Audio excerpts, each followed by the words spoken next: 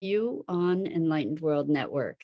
And today's topic is perception and understanding. And what we're going to talk about is how our perception in all its dimensions influence our capacity for understanding. It should be an interesting conversation. But before we get started, let's take Hi, Rosalind. Welcome. It's great to have you joining us this morning. Welcome to you. Welcome to everybody else who's joining us. Before we get started talking about perception and understanding, we're going to take a minute or two to get present. So we'll take a deep breath in through your nose and hold it. And imagine clean, crisp oxygen flooding your lungs, flowing into your bloodstream, nourishing all your cells, all your organs, bringing vital life energy to your body and being. And as you exhale, exhale any tension, stress, negativity, fatigue.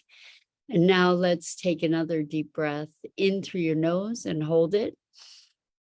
This time, imagine brilliant, bright light lighting you up from the inside out, illuminating, electrifying, and energizing all your cells, all your molecules, your electrons, creating a brilliant beam of light and energy from your heart out into the world.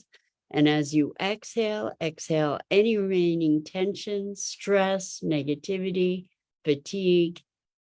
And now let's press our palms together. Vigorously rub your hands together to feel the friction, the temperature, the pressure, the motion, and the tickling and tingling when you stop. And allow all those sensations to bring you present right here, right now, into this remarkable physical form that enables you to experience life. Welcome, welcome. Good morning, Dido. So good to have you here with us. Welcome. So today we're talking about perception and understanding. I came across this awesome video on YouTube about using AI to gain a richer understanding of communication from other species, plants and animals, and some really remarkable facts. Good morning, Jenny. How good to have you back with us. Welcome. So we're talking about perception and understanding, and I was only able to listen to the video up to the point where the speaker said we're only able to understand what we can perceive. And so it made me start thinking about what we can perceive, and what he was talking about was recognizing that plants have certain behaviors. They've done, he was talking about a test that they had done with a different plant that they would send it different sounds, all different. It's so good to have you back, Jenny. Jenny says, long time no see. I miss you all. It's great to have you back with us. So at all different frequencies of sound, and they tested like the sound of bats, the sound of traffic, and the sound of a pollinator. And what they saw was that with the sound of the pollinator, this plant emitted sweeter nectar. And so this is not something that we would normally think of. And apparently there's another plant that will mimic a plant that's in proximity. It'll change the shape and color of its leaves to match another plant in proximity. And different animals have all these different expressions of sound that is a communication that we're starting to be able to have tools to decode. And until we bring these ideas present, until we find a way to be able to perceive these I want to say nuances, but it's not nuanced at all. It's like really obvious once we see it.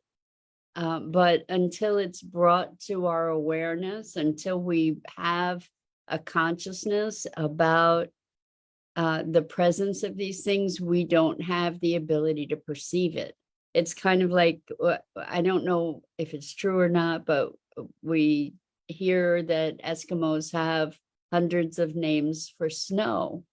And those of us who don't live in a snow rich climate like that don't have those distinctions. We don't perceive those subtle or dramatic differences. We're just not clued in to those dimensions of existence, or those manifestations of existence, because we don't have the refinement to detect those differences. And so it's so interesting to me. I've been talking yesterday, we talked about spells, right? We talked about how we're programmed into certain beliefs or contexts, frameworks for reality. And the perceptions, once we recognize that programming, once we recognize those spells, for instance, then we have the ability to make greater distinctions. We have the ability to transcend them or dissolve them once we perceive them. But before they're perceived, we can't interact with it. Jenny says, my plants are picking up my vibes. They all look sad or hanging on, not healthy looking or thriving. Jenny, I'm so sorry that you're having such a difficult time. Maybe you can be talking to your plants and sending them love, and they will send you love back. They do. You know, it's funny. When I came home, I was gone for a month, and I had a friend come in and take care of my plants, and one plant, well, two plants were a little the worse for wear, not really. And I watered them, and honestly, it looked like they were jubilant. It looked like they were excited. And so we do have the ability to perceive things on different levels. Like this understanding and perception thing begs the question of what is perception. So Rosalind says animals see things differently than humans, like a fly sees multiple images. So is the practice to see things differently, to have a better understanding. From understanding comes wisdom to discern subtleties, able to walk the middle way rather than seeing things as black or white. So you're talking about this perception ability that we have. Like, what does it look like to allow ourselves to expand and acknowledge our perceptions? So it makes me think of, you know, when we typically, when we think about perception, and we've sort of been conditioned to this by our scientific mechanistic model, is that you have to be able to measure it. You have to be able to see it or hear it or touch it or taste it or smell it, you know. But the thing is that we have other senses. We sense differences in pressure. We sense differences in energy. And we can cultivate these senses, but until we recognize that they exist, we don't necessarily give them the credence that they deserve. So how many of you have been in a room and someone walks in and out of your view and you don't hear them, but all of a sudden you feel the difference in the room. You feel the difference in the energy. So we don't we don't have a way to validate that kind of sense. So for years, science denied that it even was a phenomenon, like ESP, or connecting with somebody, knowing that when the phone rings, knowing who it is, or thinking of someone, and then all of a sudden they call or you bump into them. These phenomena are an indicator of another level of perception. So Jenny said, I used to have beautiful big green plants. Yes, my dog is so intuitive. He communicates with it in his own way. Yeah, exactly. So the thing is that when we're tuned in to animals, like people that don't have pets often believe that, animal don't have the understanding that animals think and feel and remember and experience things in all different ways. Jenny says, I pick up bad vibes or tension in a room. Yeah, I pick up on. Yes, exactly. And the thing is that we haven't, what we get to do is to recognize that we have different ways of experience and perceiving. And so this notion of perception and understanding led me to thinking about, well, what about God? We have this age-old question, does God exist? Some of us know that God does or doesn't exist, and we might have a different definitions of what that might be, whether it's an organizing intelligence, whether it's a collective intelligence, a collective consciousness, or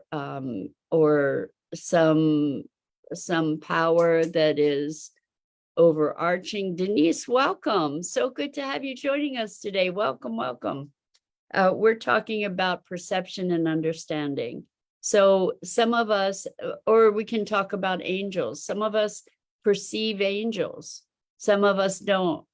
And for those of us that don't, the reality of angels might be in question, right? Or of nature spirits, or of ETs, or so it's interesting. We operate under the notion that seeing is believing, and at the same time, we know that the accuracy of our visual perception is something that can be disputed. So if you've ever seen the optical illusions, for instance, of a line with arrowheads pointing in, and the same exact line with arrowheads pointing out, and they look like they're very different dimensions, when in fact they're identically the same. So we tend to say seeing is believing. We believe our eyes, we believe our ears, and we tend to not believe these other felt senses that we have and that we can cultivate.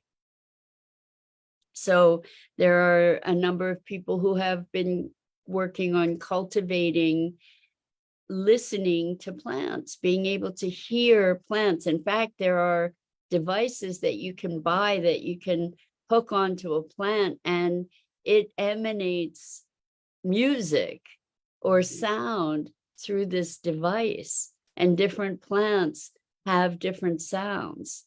So it's just so fascinating. So Jenny says, Gus only barks at people with unkind or vibes he doesn't like. About only a few people or dogs. Plants can communicate too. Exactly. So what we're talking about here is elevating our perceptions expanding our capacity to perceive as a way of connecting more deeply with the world and with life itself, and also enriching our understanding. So when we recognize that plants communicate and plants have their own intelligence, we then have a very different relationship with them. It will cultivate a different relationship with them. Same thing with animals, as we recognize that they have a much richer dimension of expression, of being, then it has to alter our experience, our relationship with them. It used to be, I think when I grew up, even when I was a little kid, I think that people still believed that babies had no thought, babies couldn't feel things. And I think to us now, that notion is absolutely horrifying. Denise says, you are very insightful. Denise, thank you. That's very sweet. These mornings are our opportunities to be thinking about things that we don't normally think about, or to think about things in different ways, hopefully. So when we start being more present to the fact that our universe is alive, that there is intelligence all around us, it can shift our understanding of the world. We have all this evidence around us of this intelligence. Jenny says, one time I tried DMT and I experienced seeing my plants dancing with the music that was playing.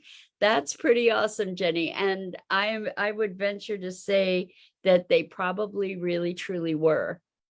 And that plants dance on in a subtle way that we don't normally perceive. That's so beautiful that you saw that.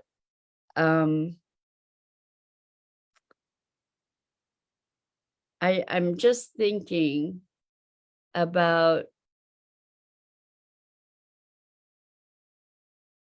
what comes to mind is the book Doors of Perception by Aldous Huxley. And he talked about a mescaline trip that opened the doors of perception. His premise was that our mind is not something that is grasping all of the universe, but rather it's a filtering mechanism to limit the amount of information that comes in, to disperse or dispense with a lot of information so that we have the ability to focus and function in the way that we do. And it's interesting, the notion, putting blinders on so that we can focus. And the question is, what is it that we are filtering out? And so much of the richness of life and of the world is what we have been filtering out. So much of what connects us, that allows us this depth of vitality and animation, aliveness. So, oh, thank you. So Jenny says, yes, I know they were, that the plants were dancing. It was short but amazing experience. That's so awesome, Jenny. So I invite you to magnify those kinds of awarenesses, because those are life-giving, and we get to choose what we focus on, to direct our attention to the things that are going to support us. So Dido says, I found a Wikipedia article about the Doors of Perception book by Aldous Huxley and provided a link. Thank you, Dido. That's awesome. It's a short book and it was life-altering for me. It was super, super profound to recognize that what our inclination is to eliminate information rather than to be receiving it. And this brings us back to a conversation of presence, because when we allow ourselves to be deeply present in this moment, our ability to perceive expands. And we're releasing a lot of those filters, a lot of the walls that keep us confined and constrained in the present moment. As we breathe into this moment, then there's more of an opportunity to be present to what's there. When we're trying to control things, when we're directing our attention, we're limiting our ability to perceive, and therefore we're also limiting our ability to respond. Now, yes, there are times when we have stuff to do, we get to do that stuff, we focus our attention. And I don't know about you, but I have been able to achieve focused attention to which I don't hear what's going on around me. And there's a benefit to that too, to that hyper focus, but recognize that it is eliminating the connection to all this other stuff around you. So Jenny says, I've been thinking of trying mushrooms to help me see a different perception of healing.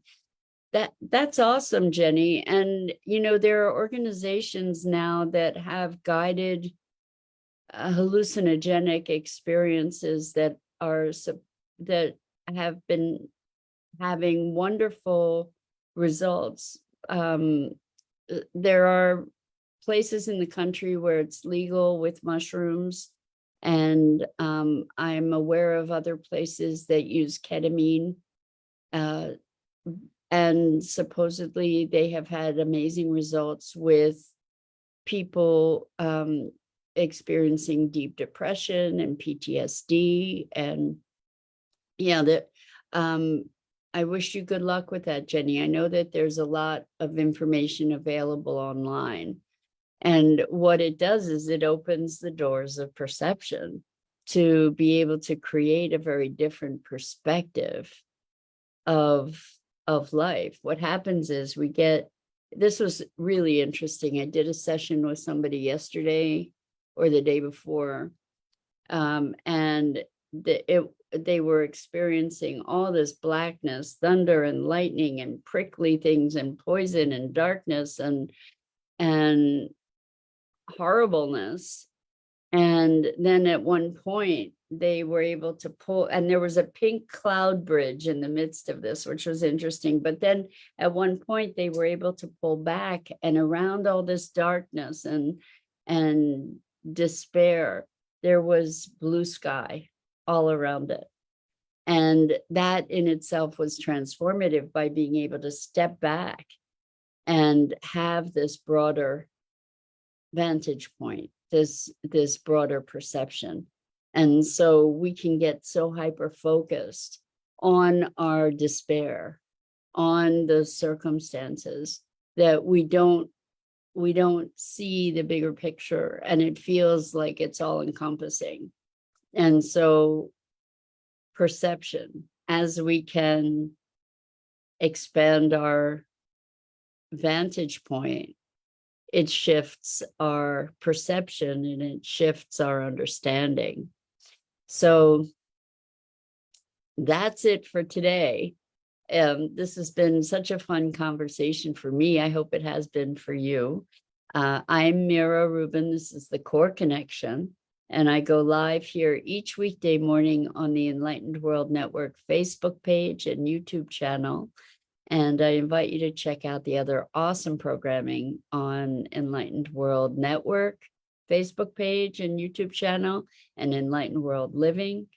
And until next time,